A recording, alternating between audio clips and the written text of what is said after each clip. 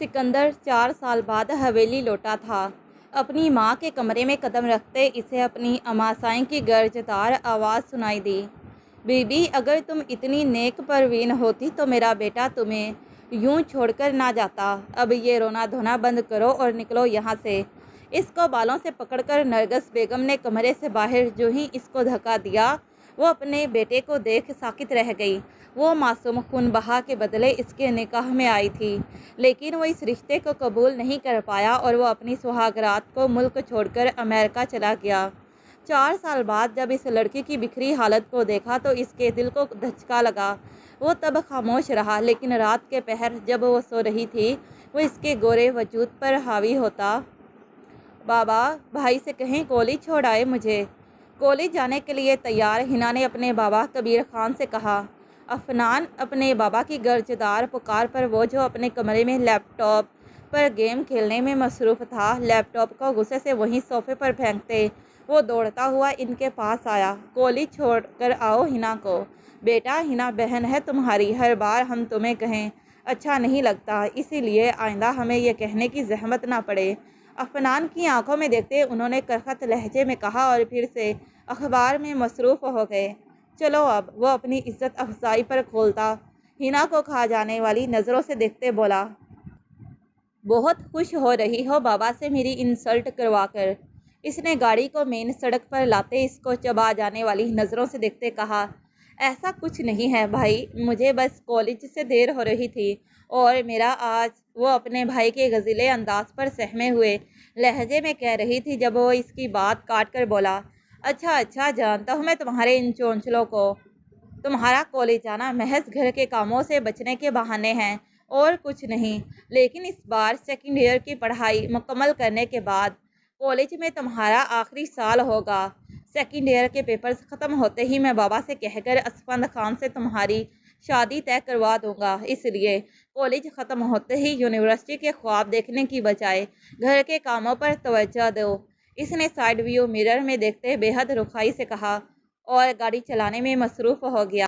अफनान खान ने इसके मंगेतर का जिक्र किया था क्योंकि हिना खान असफंद खान के बचपन की मंग थी और असफंद खान इसके ताया का बेटा था। थोड़ी देर बाद वो इसे कॉलेज ड्रॉप करके डेरे की तरफ चला गया, जहां इसके पहुंचने से पहले ही पंचायत बैठी हुई थी। अफनान बेटा, अभी बच्चे हो तुम्हारा इन पंचायत के कामों से अभी कोई लेना देना नहीं है। तुम हमारे इकलौते बच्चे हो। हम नहीं चाहते तुम इन ख़ानदानी दुश्मनियों में पड़ो। कबीर खान ने इसके जोश मारते खून को देखते संजीदगी से अपने इस सर फिरे बेटे को समझाना चाहा, जिसका आज सुबह सवेरे डेरे में होने वाली पंचायत को देखते गुस्से से दिमाग खोल रहा था। बाबा, आप बस इजाज़त दें, मैं अभी इन नामर्दों का काम तमाम कर देता हूँ। इनकी हिम्मत कैसे हुई हमारे गांव की इज्जत पर हाथ डालने की। वो गुस्से से नथने फुलाकर गुर्राया। कोई ज़रूरत नहीं है अभी बेटा, हम सब देख लेंगे। और जिस काम के लिए तुम डेरे पर हमसे मिलने आए थे, हमने तुम्हारा वो काम कर दिया है। हमने रहीम खान से कहकर तुम्हारे लिए नई स्पोर्ट्स बाइक लाने का हुक्म दिया है। इसके गुस्से को देखते कबीर खान ने बात बदलते कहा और अपने रूबरू खड़े अफनान खान के कंधे को गर्मजोशी से दबाते इसके तने असाब को पुरसकून करना चाहा, जिस पर अफनान खान के तने असाब पुरसकून हुए थे या नहीं, लेकिन कबीर खान की बात सुनकर वो वक्ती तौर पर खामोश ज़रूर हो गया था। थैंक्स बाबा, इनके हाथ पर हाथ रखते इसने तशक्कुर भरी नज़रों से देखते कहा। ठीक है बाबा, शाम को मिलते हैं। मैं आज ज़रा मसरूफ़ रहूँगा क्योंकि आज मैं अपने दोस्तों के साथ शहर जा रहा हूँ। कबीर खान को अपने दिन भर की मसरूफियात से आगाह करते वो इनसे अलविदाया कलमात अदा करते डेरे से निकल गया। कबीर खान की शादी घर वालों की रजामंदी से साइमा खानम से हुई थी। शादी के 2 बरस बाद इनको अल्लाह ने रहमत से नवाजा, लेकिन कबीर खान को बेटे चाहिए थे, इसलिए वो सनम खान की पैदाइश पर ज़्यादा खुश तो ना हुए। अलबत्ता 1 साल बाद अफनान की पैदाइश हुई तो उन्होंने बेटे की पैदाइश का जश्न मनाते हुए अपनी हवेली में खूब दावतें की। और फिर 5 बरस बाद साइमा खानम एक बार फिर से उम्मीद से हुई। इस बार फिर अल्लाह ने इनको रहमत से नवाजा। नर्स ने जब कबीर खान के हाथों में नरम मुलायम सफ़ेद कपड़े में लिपटी सुर्ख सफ़ेद गुलाबी रंगत वाली बच्ची को थमाया तो इस बच्ची को देख इन्हें इस नन्ही रहमत पर बेपनाह प्यार आया। انہوں نے بڑی محبت سے اس کا نام ہنا رکھا تھا اور یہی وجہ تھی کہ ہنا ان کی شرح پر ابھی تک کالج میں پڑھ رہی تھی، جبکہ اس کی بڑی بہن صنم خان کو تو مڈل پاس کرنے کی بھی اجازت نہ دی گئی اور شادی کے بعد کی ذمہ داریاں سنبھالنے کے لیے اس کو گھریلو امور پر لگا دیا اور 2 برس بعد اس کی شادی تایازاد کزن سے کر دی گئی۔ عفنان خان کو ہنا کا کالج جانا پسند نہ تھا، اس لیے وہ اکثر اس پر روک ٹوک کرتا، جبکہ کبیر خان کے سامنے اس کی ایک نہ چلتی، لیکن اس نے بھی اپنے لاڈلے ہونے کا بے جا فائدہ اٹھایا ہوا تھا۔ اس نے بھی اس بار کبیر خان سے صاف لفظوں میں کہہ دیا کہ ہنا خان کے سیکنڈ ایئر کے پیپرز ختم ہوتے ہی وہ اس کی شادی کی بات کریں، جس پر کبیر خان نے حامی بھر لی۔ سکندر: جی اماں سائیں، وہ شاہ حویلی کے پچھلے حصے میں لون کی خوبصورتی بڑھانے کے لیے کام کروا رہا تھا اور آج صبح جب وہ واک سے لوٹ رہا تھا تو مالی کو دیکھتے ہوئے اس طرف چلا آیا۔ وہ مالی کو ہدایات دینے میں مصروف تھا جب اس کو پیچھے سے اپنی اماں سائیں کی آواز سنائی دی۔ وہ مڑا اور ان کی طرف بھاری قدموں سے چلتا ہوا بولا، اماں سائیں بھلا آپ کو یہاں آنے کی کیا ضرورت تھی؟ آپ مجھے بس حکم کرتی، میں حاضر ہو جاتا۔ جس پر وہ اس کی فرما برداری پر دھیما سا مسکرائی۔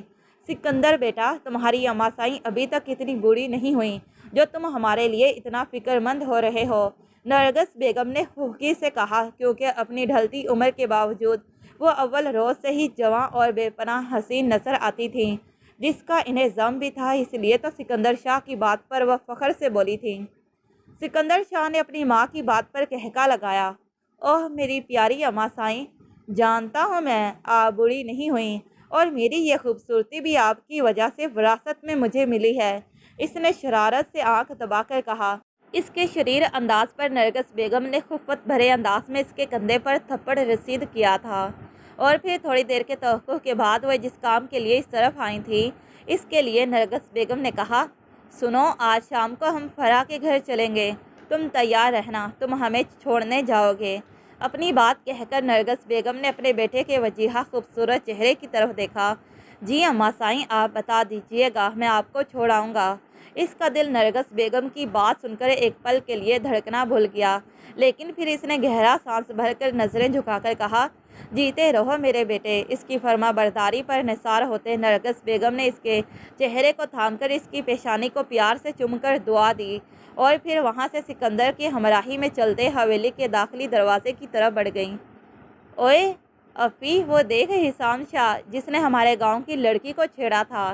سگنل رکنے پر عفنان خان کے دوستوں نے اپنے گاڑی کے برابر رکنے والی سیاہ رنگ کی گاڑی میں ڈرائیونگ سیٹ پر بیٹھے حسام شاہ کو دیکھتے چلا کر کہا، جس پر اس نے جلدی سے ان کے منہ پر ہاتھ رکھ دیا۔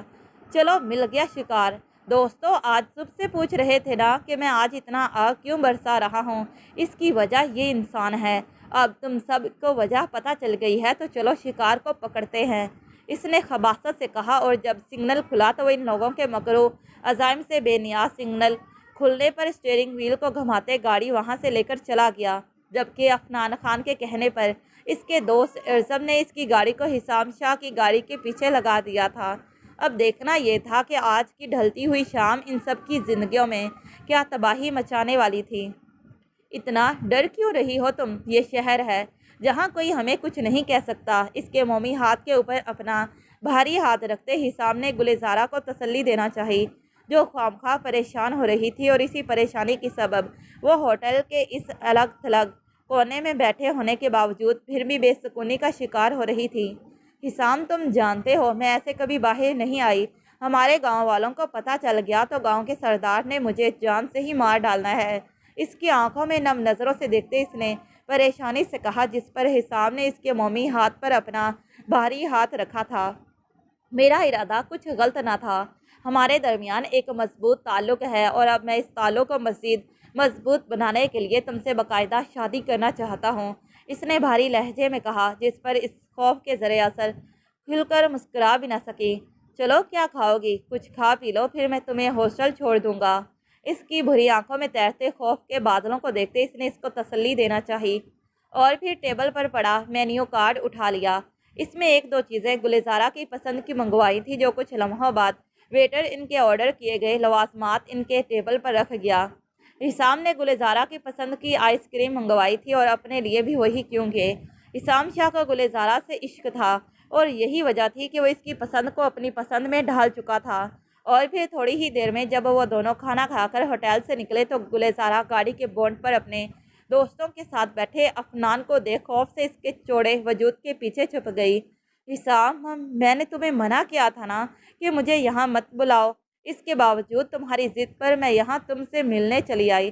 اب بس سب ختم۔ عفنان خان کی وحشت بھری نظروں سے گھبرا کر اس کی جیکٹ کو مٹھی میں جکڑے گلزارہ نے کہا، گھبراؤ نہیں، اگر وہ ہماری طرف بڑھا تو میں چھوڑوں گا نہیں اسے۔ اس نے عفنان خان کی طرف خون آشام نظروں سے دیکھ کر کہتے گلزارہ کو تسلی دی اور عفنان خان کو نظر انداز کرتے آگے بڑھنے کا ارادہ کر لیا، کیونکہ حسام شاہ کو لگا کہ عفنان خان گلزارہ کو اس کے ساتھ دے کر لڑائی جھگڑا کرے گا، جبکہ عفنان خان کو تو ان کی یہاں موجودگی پر جیسے سرے سے کوئی فرق ہی نہیں پڑا تھا۔ البتہ وہ ان پر ایک سرسری نظر ڈالنے کے بعد اس نے اپنے ہاتھوں میں پکڑے وائن کے کین کو منہ سے لگا لیا۔ حسام شاہ ان لوگوں میں نہیں تھا جو لڑنے میں پہل کرتے ہیں۔ جب عفنان خان نے ہی اس کو کوئی ایکشن نہیں دیا تھا تو وہ اس کو کیا ری ایکشن دیتا، جس پر اس نے عفنان خان کے خوف کے سبب اپنے کاندھے کے پیچھے چھپی گلزارہ کو ہاتھ تھام کر اس کو تسلی دی اور بغیر کوئی فساد برپا کیے گلزارہ کو لے کر وہاں سے چلا گیا۔ اوئے افی، لگتا ہے تیری غیرت مر گئی ہے۔ وہ تیری نظروں کے سامنے تیری منگیتر کا ہاتھ پکڑ کر لے گیا اور تو ہے کہ تجھے کوئی اس سے فرق ہی نہیں پڑ رہا۔ اس کے ایک دوست نے اس کے کندھے کو ہلا کر کہتے اس کو تیش دلانا چاہا، جو اس قیامت خیز منظر کو دیکھ کر بھی انجان بنا پرسکون انداز میں وائن کا کین ہونٹوں سے لگائے اس حرام مشروب کو پینے میں مصروف نظر آ رہا تھا۔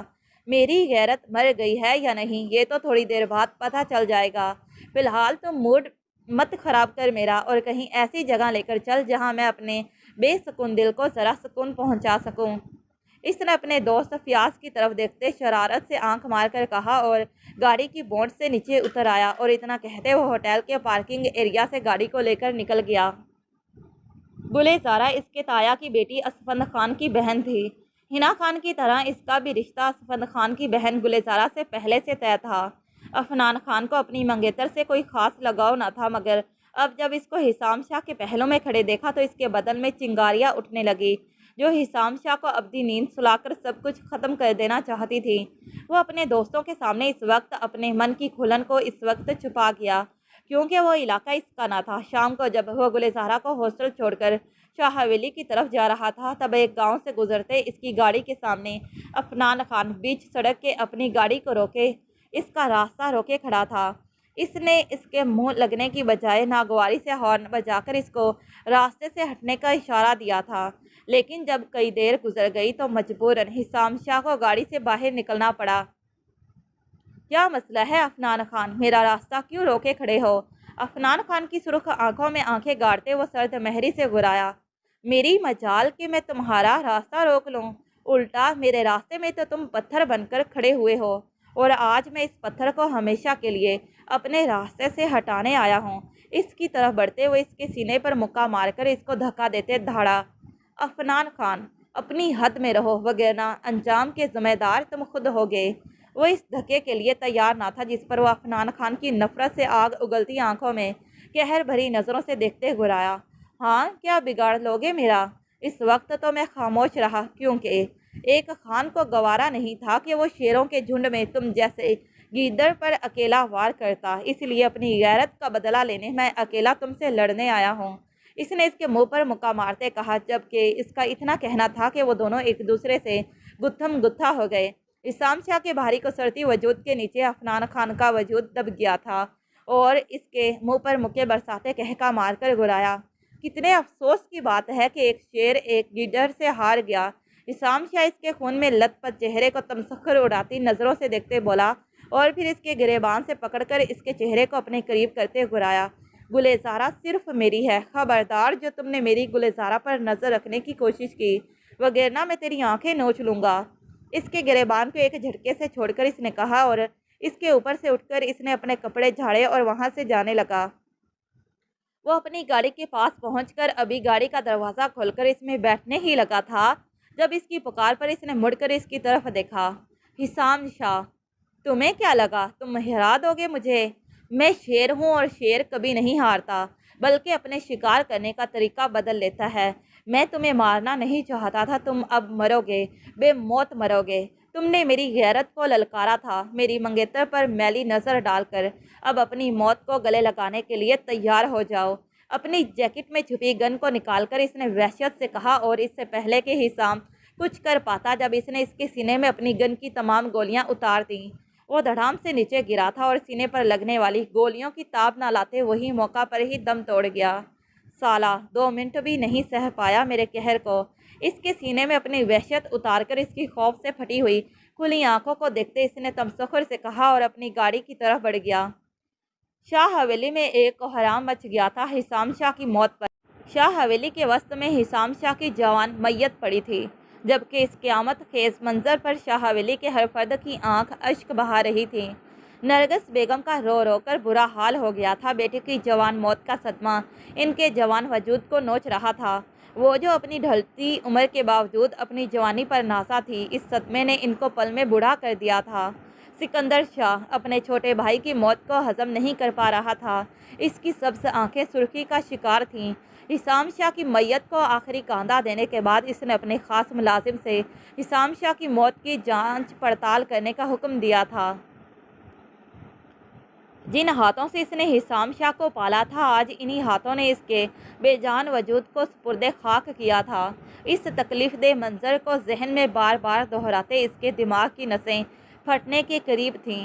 شام کا وقت تھا، وہ اپنے ڈیرے پر موجود تھا جب اس کا خاص ملازم دلاور اس کے پاس آیا تھا۔ ملازم کی زبانی ساری حقیقت جاننے کے بعد اس کی سبز آنکھیں قہر برسانے لگیں۔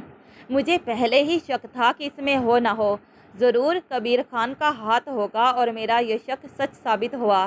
جتنی بے رحمی سے اس نے میرے بھائی کے سینے کو بارود سے چھلنی کیا ہے، اب میں اس سے کہیں بڑھ کر شفقت کے ساتھ اس کے بیٹے کے سینے میں بارود بھر دوں گا۔ اس نے سرخ آنکھوں سے کبیر خان کی تباہی کا سوچتے کہا اور اپنے ملازم کو گاؤں کے سب سرداروں کو پنچایت میں جمع ہونے کا حکم دے کر وہ شاہ حویلی کی طرف روانہ ہو گیا۔ پنچایت لگی ہوئی تھی۔ یہ پنچایت نہ تو شاہوں کے ڈیرے پر لگی تھی اور نہ ہی خانوں کے ڈیرے پر لگی تھی، بلکہ یہ ایک دور پرے کے تیسرے گاؤں میں لگی تھی۔ دونوں خاندانوں کے لوگ ایک دوسرے کے آمنے سامنے تھے۔ سکندر شاہ کی آنکھیں عفنان خان کو دیکھتی سرخ ہوتی آگ اگل رہی تھی۔ اس کا بس نہیں چل رہا تھا کہ وہ پنچایت کے فیصلے کا انتظار کیے بغیر اس شخص کو سپرد خاک کر دے جس طرح اس نے اس کے بھائی کو موت کی ابدی نیند سلایا تھا۔ کبیر خان تمام ثبوتوں اور گواہان کے مد نظر رکھتے ہوئے پنچایت اس نتیجے پر پہنچی ہے کہ تمہارے بیٹے سے قتل ہوا ہے اور اب تمہارے بیٹے کے خون کے بدلے اس کا بدلہ دیا جائے۔ اس فیصلے کو سن کر جہاں کبیر خان کا سانس بند ہوا تھا، وہیں عفنان خان کا سانس خشک پڑ گیا، موت کو اپنے اتنے قریب دیکھ کر، کیونکہ وہ جانتا تھا کہ پنچایت کے اصول سخت ہوتے ہیں۔ ایک بار جو پنچایت میں فیصلہ ہو جائے، اس پر عمل درآمد کرنا سب پر لازم ہو جاتا ہے۔ اس نے درزیدہ نظروں سے اپنے باپ کے خشک پڑتے ہونٹوں کو دیکھا، جو شاید بولنے کے لیے لفظ جمع کر رہے ہوں۔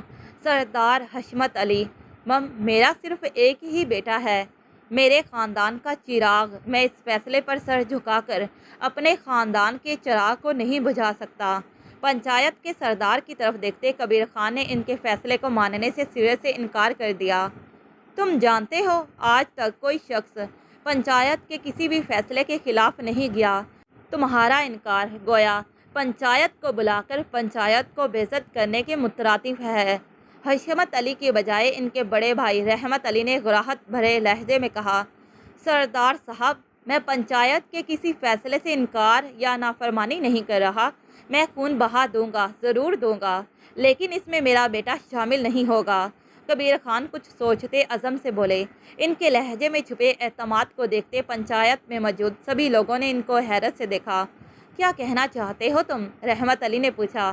سردار صاحب، مطلب صاف ہے، میں خون بہا میں اپنی بیٹی کو ونی کرنا چاہتا ہوں۔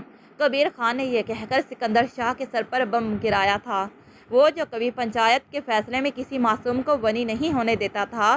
کبیر خان کی بات سن کر اس نے افسوس سے اس کی طرف دیکھا۔ کیا بات کر رہے ہو سردار کبیر خان؟ ایک خان ہو کر تم اپنی بیٹی کا سودا کر کے پوری پنچایت میں اس معصوم کو کیوں رسوا کرنا چاہتے ہو؟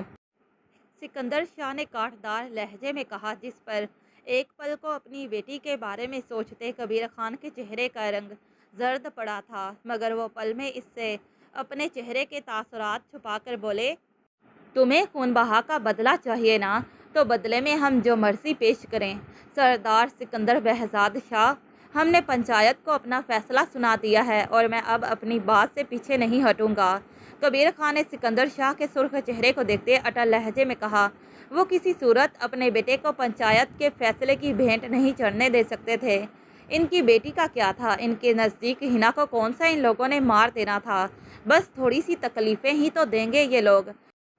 وہ ان کی بچی اپنے بھائی کی زندگی کے بدلے ہنس کر برداشت کر لے گی، لیکن وہ بھول گئے تھے کہ بیٹے کی زندگی کے بدلے وہ ایک معصوم کا سودا کر کے کتنا بڑا گناہ کر رہے تھے۔ سردار کبیر خان، مجھے تمہارا یہ فیصلہ منظور نہیں۔ میرا اصول ہے کہ میں نے کبھی پنچایت میں کسی بے گناہ کا سودا نہیں کیا۔ اس نے پنچایت کے سرداروں کی طرف دیکھتے کبیر خان کے فیصلے کو قطعی طور پر ماننے سے انکار کر دیا اور پنچایت چھوڑ کر جانا چاہا۔ جب اس کے ہاتھ پر سکندر شاہ کے باپ نے اپنا بھاری ہاتھ رکھتے اس کو اٹھنے سے روک دیا۔ ہمیں کبیر خان کا فیصلہ منظور ہے، اسے کہو کہ وہ اپنی بیٹی کو پورے جرگے کے سامنے ابھی ونی کرے گا۔ بہزاد شاہ نے سخت لہجے میں کہا۔ اپنے باپ کے اس فیصلے پر سکندر شاہ نے دانت پیسے تھے اور ناگواری سے کبیر خان کی طرف دیکھا، جو اس بھری پنچایت میں اپنے بیٹے کی بقا کے لیے اپنی بیٹی کی عزت کو داؤں پر لگا چکا تھا۔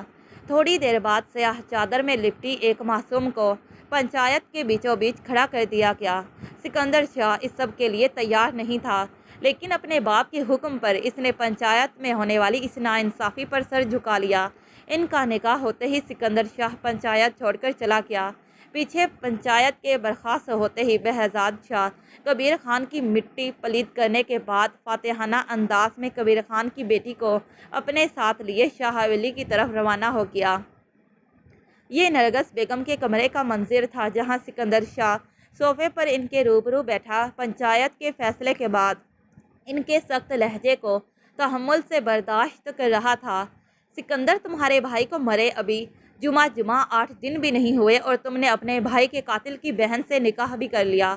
مانا کہ وہ لڑکی تمہیں پسند ہے، لیکن ہم اس کو اب تمہاری پسند نہیں مانتے۔ ہم اس لڑکی کو قبول نہیں کر سکتے جس نے ہمارے بچے کی جان لی ہو۔ نرگس بیگم نے نخوت سے کہا، اماں سائیں، ایسا کچھ نہیں ہوگا۔ بھلے ہی وہ لڑکی ہماری پسند ہے، لیکن میرے لیے ہمیشہ آپ کا حکم سر آنکھوں پر رہا ہے۔ مانا کہ وہ لڑکی میری پہلی نظر کی پسند ہے، مگر وہ میرے لیے اتنی اہم نہیں ہے کہ میں اس کے لیے آپ کے فیصلے کے خلاف چلا جاؤں۔ میں نے صرف آپ کے ایک بار کہنے پر اپنی پسند کو پیچھے چھوڑ کر آپ کے لائے رشتے پر حامی بھر لی۔ سکندر شاہ نے قرب سے نرگس بیگم کی طرف دیکھ کر کہا، جو ہنا خان سے نکاح کرنے پر سکندر شاہ سے بدگمان ہو گئی تھی۔ اماں سائیں، اس نے اپنی ماں کو پکارا اور اپنی صفائی میں کچھ کہنا چاہا، جس پر وہ سرد لہجے میں بولی، سکندر، فی الحال تم یہاں سے چلے جاؤ، ہم اس وقت تمہاری کوئی بات نہیں سننا چاہتے۔ یہ کہتے نرگس بیگم نے اپنا رخ پھیرتے اس پر سے نظریں ہٹا لیں، جبکہ وہ نرگس بیگم کی بے رخی پر تڑپ کر رہ گیا اور غصے سے کھولتے کمرے سے باہر نکل گیا۔ اب اس کا رخ اپنے کمرے کی طرف تھا، جہاں اس کے کمرے میں وہ دشمن جاں موجود تھی جس کو وہ کسی اور ہی حالات میں اپنے کمرے میں لانا چاہتا تھا،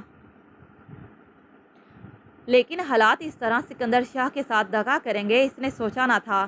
کمرے میں بھاری قدموں کی آہٹ پر اس نے صوفے پر رکھے اپنے سر کو اٹھایا۔ سکندر شاہ کی سرخ آنکھوں میں دیکھتے ہنا خان نے بے ساختہ اپنے خشک لبوں پر زبان پھیری تھی، جبکہ وہ سرخ آنکھیں لیے اس کی طرف بڑھا اور اس کے بازو سے پکڑ کر اس کو اپنے روبرو کھڑا کرتے اس کے منہ پر گرایا تھا۔ بتاؤ کیا سلوک کروں میں اب تمہارے ساتھ؟ تمہارے نامرد باپ نے اپنے بیٹے کے گناہ کے کفارے کے طور پر تمہیں میرے سامنے پیش کر دیا۔ بتاؤ کیا سلوک کروں میں تمہارے ساتھ؟ آہنی ہاتھوں سے اس کے نازک بازوؤں کو جکڑے وہ شدت ضبط سے گرایا تھا۔ وہ سکندر شاہ کی اس قدر غزلے انداز پر الفاظ اس کے ہونٹوں پر آ کر دم توڑ گئے۔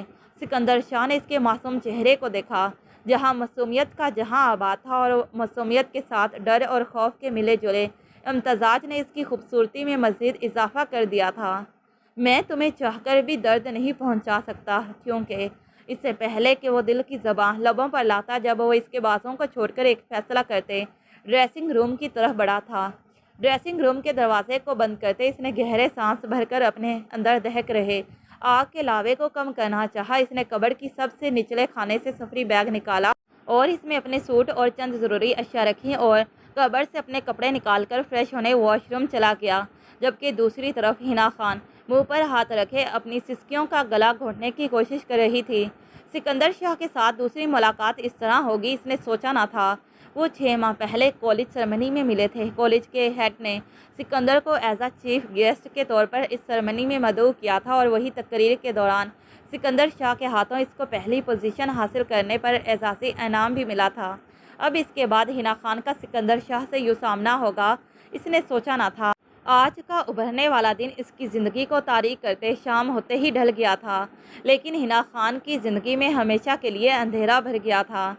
دروازہ کھلنے پر سکندر شاہ ہاتھوں میں سفری بیگ تھامے باہر نکلا اور بھاری قدموں سے اس کی طرف بڑھنے لگا۔ اس کی بھاری قدموں کی چاہ پر وہ سر جھکائے اپنی آنے والی سزا کے بارے میں سوچنے لگی کہ اب اس کو کیا سزا سنانے والا تھا، کیونکہ جب وہ حویلی آئی تو نرگس بیگم کے پے در پہ پڑنے والے تھپڑوں نے اس کو بے حال کر دیا تھا۔ میرا بھائی قتل ہوا ہے اور پنچایت نے میرے بھائی کے قاتل کو سزا دینے کی بجائے تم سے میرا نکاح پڑھوا دیا۔ میں پنچایت کے فیصلے کو نہیں مانتا، میرا یہاں دم گھٹ رہا ہے، میں یہاں نہیں رہ سکتا، اسی لیے جا رہا ہوں۔ اس کے ڈرے سہمے چہرے پر ایک تلخ نگاہ ڈالتے اس نے قرب سے کہا اور چاہ کر بھی یہ نہیں کہہ سکا کہ وہ اس رشتے کو نہیں مانتا یا اس نکاح کو نہیں مانتا۔ اس کا دل چیخ چیخ کر اس کو یہ کہنے سے منع کر رہا تھا، جبکہ وہ اس کی سسکیاں بھرتے معصوم وجود پر ایک آخری نظر ڈال کر کمرے سے باہر نکل گیا۔ دوسری طرف گلزارہ نے جب سے حسام شاہ کے قتل کا سنا تھا، اس معصوم کا رو رو کر برا حال تھا۔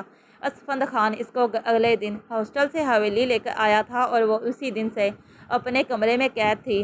حویلی والے آج اس کا نکاح عفنان خان سے کروانے پر تلے تھے، اس کے شوہر کے قاتل کے ساتھ۔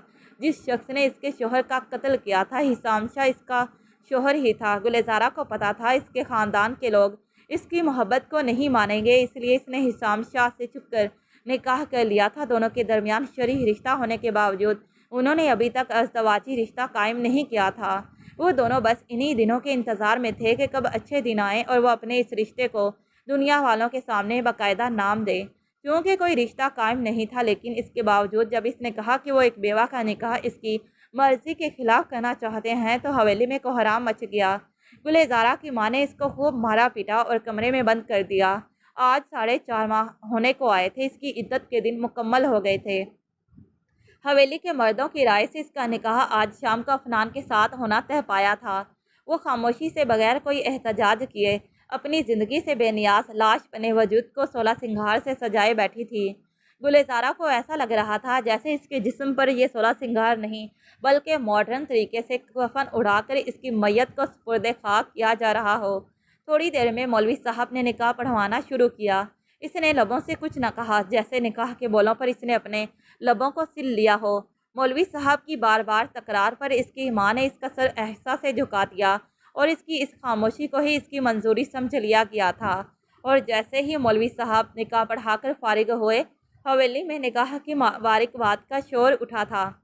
اور جب رخصتی کے لیے اس کی ماں گلزارہ کے کمرے میں آئی تو دیکھا کہ اس کا سر صوفے کی ایک سائڈ پر ڈھلکا ہوا تھا۔ وہ گھبرا کر آگے بڑھی اور جو ہی اس کی ناک کو چھوا تو اس کی بند سانسوں کو دیکھ وہ روتے ہوئے خود کو پیٹنے لگی۔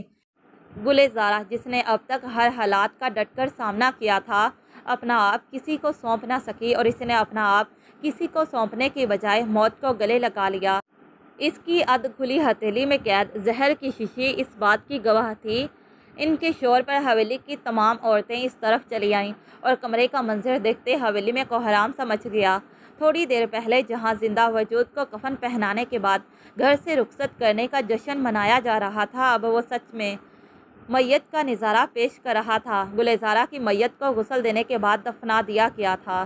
گلزارہ کی موت پر عفنان خان کو جانے کیوں چپ سی لگ گئی تھی۔ عفنان کو اس کی موت کا گہرا صدمہ پہنچا تھا۔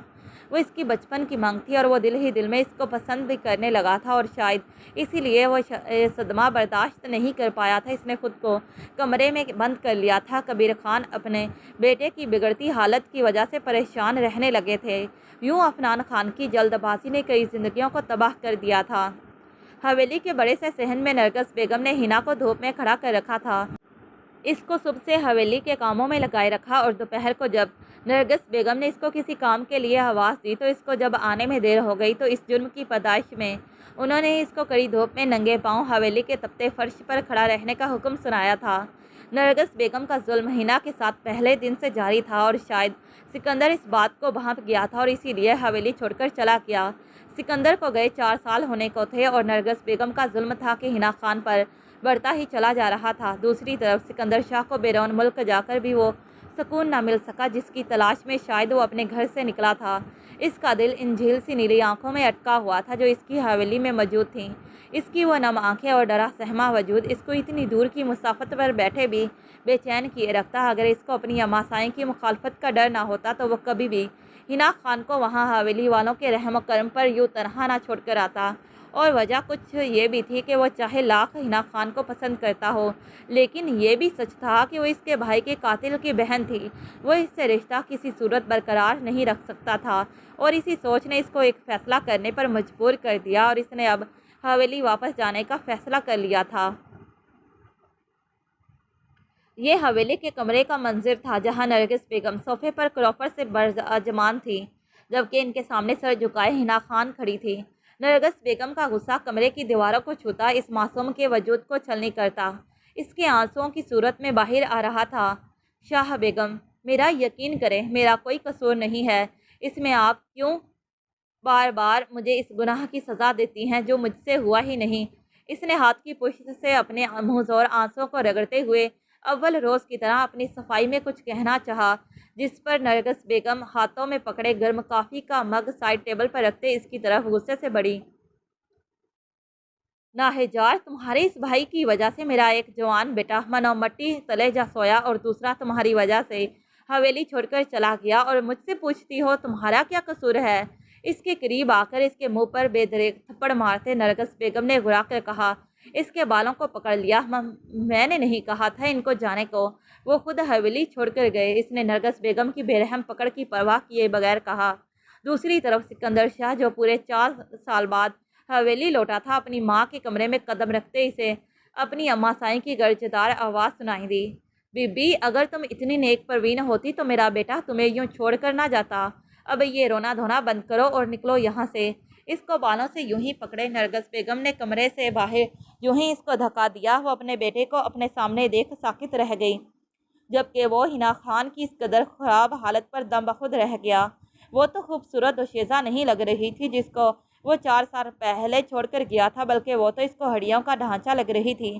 اب جب 4 سال بعد اس نے ہینا کی بکھری حالت کو دیکھا تو اس کے دل کو گہرا دھچکا لگا۔ سکندر، میرے لال۔ راستے میں گری ہینا خان کے اوپر سے گزر کر وہ اس کے پاس آئیں اور شہد بھرے لہجے میں نرگس بیگم نے سکندر کو پکارتے اس کے چہرے کو محبت سے تھام لیا۔ اماں سائیں، اس کی نظریں ابھی تک ہینا خان کے کمزور وجود پر جمی تھی اور سکندر شاہ کو نرگس بیگم کا اس طرح ہینا خان کے اوپر سے پھلانگ کر آنا پسند نہیں آیا تھا۔ کیا اس کی اماں سائیں بدلہ لینے کے چکر میں انسانیت کو بھلا چکی تھی؟ اسے یقین نہیں ہو رہا تھا۔ وہ گرم جوشی جس کے ساتھ وہ اپنی ماں کو ملنے ان کے کمرے کی طرف آیا تھا، وہ اب کہیں ناپید ہو چکی تھی۔ وہ انتہائی عام سے انداز میں نرگس بیگم سے ملا اور تھکن کا بہانہ کر کے اپنے کمرے کی طرف بڑھ گیا، جبکہ اپنے بیٹے سے ملن کی خوشی میں وہ سکندر شاہ کا سرد انداز محسوس نہ کر سکی، اور سکندر کے آنے کی خبر بھی اماں کو دینے وہ ان کے کمرے کی طرف بڑھ گئیں۔ رات کا آخری پہر تھا۔ سکندر شاہ آج دوپہر کے منظر کو یاد کرتے ہوئے کروٹ پر کروٹ بدل رہا تھا۔ کافی دیر بعد جب اس کو نیند نہ آئی تو اس نے دیوار پر نصب بڑی ساری گھڑی پر وقت دیکھا تو گھڑی رات کے 2:30 بجا رہی تھی۔ کمفرٹر خود سے ہٹاتا بیڈ سے اٹھا اور اپنے کمرے سے باہر نکل آیا۔ اس کے قدم بے ساختہ حویلی کے پچھلے حصے کی جانب تھے، جہاں پر وہ 2 نیلی آنکھوں والی لڑکی محو خواب تھی جس نے پچھلے 4 سالوں سے اس کی راتوں کی نیندیں حرام کر رکھی تھیں۔ اس کے قدم انیکسی کی طرف تیزی سے بڑھ رہے تھے اور اس کے کمرے کے باہر رک کر اس نے گہرا سانس بھرا اور ڈپلیکیٹ چابی سے اس کے کمرے کا دروازہ آہستہ سے کھول کر کمرے میں داخل ہوا اور دروازہ بند کر دیا۔ کمرے میں مدھم اندھیرا تھا۔ لیمپ کی روشنی آہستہ آہستہ چلتی اس کے چہرے کے زردی کو عیاں کر رہی تھی۔ سکندر شاہ کی آنکھیں بے ساختہ اس کے کمزور وجود کو دیکھتے نم ہوئی تھیں، اور وہ بھاری قدموں سے چلتا اس کے قریب بیڈ پر بیٹھ گیا اور اس کے چہرے پر نگاہیں ٹکا دیں۔ شاید وہ گہری نیند میں تھی، اس لیے خود پر پڑتی اس کی شوخ نظروں کے حصار سے انجان ابھی تک سو رہی تھی۔ سکندر شاہ کی نظریں اس کے नरम और मुलायम गुलाबी पंखुड़ियों पर पड़ी तो इसको अपना हल्क सूखता महसूस हुआ। हक़ मलकियत का एहसास जब गालिब आया तो वह बेड पर इसके पहलू में लेटता इसके नाजुक लबों को अपनी आहिनी गिरफ्त में लेकर शिद्दत दिखाने लगा। सांस की तंगी पर जब इसने अपनी आंखों को खोला तो खुद पर झुके सिकंदर शाह को देख इसकी आंखें खौफ से फटी की फटी रह गईं। सिकंदर शाह का खौफ इस कदर खुद पर सवार था कि वह मज़ाहमत के लिए हाथ भी ना चला सकी और ख़ुद को मुकम्मल तौर पर इसके बेरहम शिद्दतों के हवाले करते वो अपनी आंखों को बंद करती खामोश आंसू बहाने लगी। सिकंदर के गालों को जब इसके गर्म सियाल ने छुआ तो इसने चौंक कर इसके होंठों को रिहाई बख्श कर इसके चेहरे की तरफ देखा था और इसकी आंखों से बहते गर्म सियाल को पहुंचते शर्मिंदगी से कहा, बहुत बहा लिया तुमने इनको, अब और नहीं, चलो हमारे कमरे में चलते हैं। इसके गालों पर आए सफ़ेद मोतियों को अपने होंठों से चुनकर इसने मजबूत लहजे में कहा और बगैर इसकी सुने इसको अपने बाहों में उठाए अपने कमरे में ले आया। वो जो अब तक वरता हैरत का शिकार थी, जब खुद को सिकंदर शाह के कमरे में देखा तो गुस्से से फट पड़ी। क्यों लाए हैं आप मुझे यहाँ, मेरा तमाशा बनाने या अपनी हवस को पूरी करने? अगर मुझसे अपनी हवस को ही पूरा करना था तो वहीं पर ही कर लेते, यहाँ लाने की कोई ज़रूरत थी? मैं कौन सा आपके सामने मज़ाहमत कर रही थी? मुझे पता था मुझ कमज़ोर की मज़ाहमतें आप जैसे पहाड़ शख्स के सामने कुछ काम नहीं करेंगी। इसने इसके सीने पर मुक्का मारते रोते हुए कहा, काम डाउन, इसलिए नहीं लेकर आया। तुम्हारा गुस्सा करना मुझ पर जायज़ है, लेकिन यकीन करो मैं अपने इस रिश्ते की हकीकत को जान गया हूँ। इन 4 सालों में मैं अब तुमसे दूर नहीं रह सकता। सिकंदर शाह ने इसके खफा चेहरे को देखते अपने अंदर छुपे जज्बों का एतराफ़ करते सच्चाई से कहा, आप इस वक्त रात के अंधेरे में इस बंद कमरे में मुझसे ये सब इसलिए कह रहे हैं ना, ताकि आप मेरे वजूद से अपनी हवस को बुझा सकें। अगर इतना ही आपको हमारे रिश्ते का ख्याल होता तो आप मुझे छोड़कर जाते ही क्यों? और अगर चले भी गए थे और आज जब वापस आए तब आपको मेरे साथ जो सलूक हुआ इसके खिलाफ बोलना चाहिए था। क्यों नहीं बोले तब आप? इस मामले में तो आपकी अम्मा साई ही खरी हैं। कम से कम वो आपकी तरह दोगली तो नहीं। नफ़रत करती हैं वो मुझसे और अपनी इस नफ़रत का इजहार वो मुझसे डंके की चोट पर करती हैं। और आप इतना कहते वो कालीन पर बैठती सिसकियां भरने लगी। इसकी ज़ख्मी नज़रों में क्या क्या ना था, वो सब था जो सिकंदर को करना चाहिए था, वो नहीं कर पाया। मैं मानता हूँ मैं अपनी अम्मा साईं की कहीं नाफरमानी ना कर बैठूँ, इसलिए हालात से मुँह फेरते यहाँ से चला गया। लेकिन वादा करता हूँ आइंदा ऐसा नहीं होगा। मैं अम्मा साईं को समझाऊँगा, इनके सामने हमारे रिश्ते की अहमियत वासिया करूँगा, तुम्हारी हैसियत वो सब कुछ तुम्हें लौटाऊँगा जिसका तुम हक रखती हो। इसके चेहरे को हाथों में थामकर इसने अज़्म से कहा, चलो सो जाओ, आज के बाद तुम मेरे कमरे में सोओगी। तुम्हारी मेरे कमरे में मौजूदगी ही हवेली वालों पर तुम्हारी हैसियत वाज़ह करने के लिए काफ़ी है। तुम्हें इज़्ज़त दिलाना अब मुझ पर एक कर्ज़ है। जब तक मैं ये कर्ज़ उतार न लूँ तब तक मैं तुम्हारे साथ अपने रिश्ते की शुरुआत नहीं करूँगा। और फिर इसने कर दिखाया जो कहा था। नरगस बेगम को राम करने के लिए सिकंदर शाह का इतना ही कहना काफ़ी था कि अगर वो हिना खान को इज़्ज़त मर्तबा नहीं देती जो इसका हक़ है तो वो हिना को लिए हवेली छोड़कर चला जाएगा। तब नरगस बेगम ने अपना दिल बदला। एक बेटे को वो खो चुकी थी, दूसरे की जुदाई इन्हें किसी सूरत कबूल ना थी। इसके लिए अगर इन्हें हिना खान के नाम की कड़वी गोली भी निगलना पड़ती तो वह इनकार ना करती। शुरू में नरगस बेगम के लिए मुश्किल था, लेकिन अपने बेटे की मोहब्बत में उन्होंने आहिस्ता आहिस्ता हिना खान को इस हवेली का फ़र्द समझना शुरू कर दिया। वो तमाम बुरे सलूक जो वह इस पर किया करती, इससे उन्होंने इज्तनाब बरत लिया था। वो बस अपने कमरे में रहती। हिना की हालत अब पहले से बेहतर थी। सिकंदर शाह की मोहब्बत और तवज्जो से इसके चेहरे की वो शदाबी फिर से लौट आई थी जिसको कभी देखकर सिकंदर शाह ने अपना आप हारा था। सिकंदर शाह ने हिना के साथ अपने रिश्ते की शुरुआत कर ली थी। सिकंदर शाह की मोहब्बत में वो खिलता हुआ एक गुलाब का फूल लगने लगी थी। और ये बात भी इन्हीं दिनों की है जब हिना उम्मीद से हुई तो एक दिन सीढ़ियों से नीचे उतरते हुए आखिरी सीढ़ी पर इसका पैर स्लिप हुआ और तवाज़न खोकर नीचे गिर गई। हवेली में इस वक्त कोई ना था। नरगस बेगम जो कभी शादी से पहले डॉक्टर रह चुकी थी, उन्होंने जल्दी से आगे बढ़ते हिना को संभाला और सहारा देकर सोफे पर बिठाया। इसके पेट पर हाथ रखते इसका तिब्बी मुआयना किया। इसी दौरान उन्होंने सिकंदर शाह को बुलाने के लिए मुलाजमा को दौड़ाया, जिस पर कुछ ही देर में सिकंदर शाह लेडी डॉक्टर के हमरा स्नान खाने में दाखिल हुआ। थोड़ी देखभाल के बाद जब हिना खान की तबीयत संभली तो डॉक्टर ने दवाइयों का पर्चा थमाकर कहा, کہ شکر ہے کہ شاہ بیگم نے وقت رہتے ان کی طبی امداد مہیا کر دی، وگرنہ حمل ضائع بھی ہو سکتا تھا۔ سکندر شاہ نے حیرت سے بھرپور مشکور نظروں سے نرگس بیگم کی طرف دیکھا۔ بہت بہت شکریہ اماں سائیں۔ نرگس بیگم کے قریب آ کر سکندر شاہ نے ان کے ہاتھ کی پشت کو احترام سے بوسہ دے کر کہا، تمہیں کیا لگتا ہے کہ ہم تمہاری اماں سائیں تمہاری خوشیوں کی دشمن ہیں؟ جس پر اس نے نفی میں سر ہلایا۔ مانا کہ ہم نے حنا خان کو تمہاری وجہ سے قبول کیا، لیکن جب سے ہمیں پتہ چلا تھا کہ حنا امید سے ہے، تب سے ہم نے حنا کو دل سے اپنا لیا تھا۔ نرگس بیگم نے مسرت لہجے میں کہا، اور بیڈ پر لیٹی حنا سے معافی مانگنا چاہی، جس پر حنا نے ان کی عمر کا لحاظ کرتے ان کے ہاتھوں کو اپنے ہاتھوں میں لے لیا اور ان کو کھلے دل سے معاف کر دیا۔ زندگی حنا خان کے لیے مشکل ہی سہی، لیکن اب آسان ہو گئی تھی۔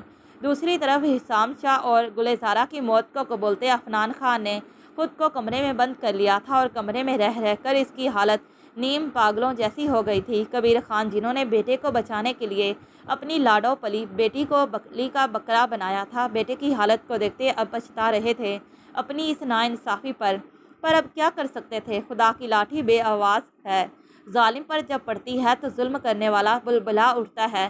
کبیر خان بھی بلبلا اٹھے تھے جب ڈاکٹر نے طبی معائنے کے بعد ان کے بیٹے کو پاگل قرار دے کر ہسپتال ایڈمٹ کرنے کا مشورہ دیا۔ وہ جنہوں نے اکلوتا بیٹا پیدا ہونے کی خوشی پر حویلی میں پورے 6 ماہ تک جشن منایا تھا، اب اسی بیٹے کو لے کر وہ پچھتاؤں کے گہرے دریا میں غوطہ زن تھے۔ دوسری طرف 9 ماہ بعد حنا خان نے ایک پیارے سے بیٹے کو جنم دیا، جس کا نام نرگس بیگم نے اپنے بیٹے کی یاد اور محبت میں حسام شاہ رکھا تھا۔ وہ حسام شاہ کو پیار کرتی اور یوں گلے سے لگائے رکھتی جیسے وہ ان کا اپنا بیٹا حسام ہو۔ حنا خان بھی سکندر شاہ کا ساتھ پا کر پہلے سے زیادہ خوبصورت ہو گئی تھی۔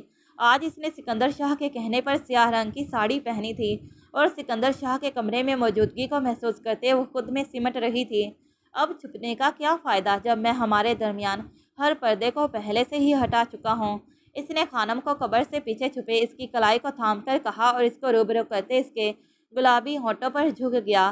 کمرے میں آہستہ آہستہ دونوں کی سسکیوں کا شور گونجنے لگا اور کمرے میں گونجتا ان کی سسکیوں کا شور ان کے ملن کی سچی گواہی دینے لگا، جبکہ دور کھڑکی کے پار جھانکتا چاند ان کے ملن پر بادلوں کی اوٹ میں چھپ گیا۔ زندگی نے سب کو ان کے حصے کا امتحان دیا تھا، کوئی صبر سے کامیاب ہوا تو کوئی شکر سے، اور یہ اٹل حقیقت ہے کہ ظلم کبھی بے جواب نہیں رہتا، اس کا حساب کسی نہ کسی صورت میں ضرور چکا دیا جاتا ہے۔ ختم شد۔ تو پیارے ریڈرز، آپ سب کو یہ ناول کیسا لگا؟ آخر میں اپنی رائے کا ضرور اظہار کیجیے گا، اور اگر چینل کو سبسکرائب نہیں کیا تو چینل کو سبسکرائب کر لیں اور مزید نئے دلچسپ ناول پڑھنے کے لیے ہمارے چینل کے ساتھ جڑے رہیں۔ Thanks for watching this video.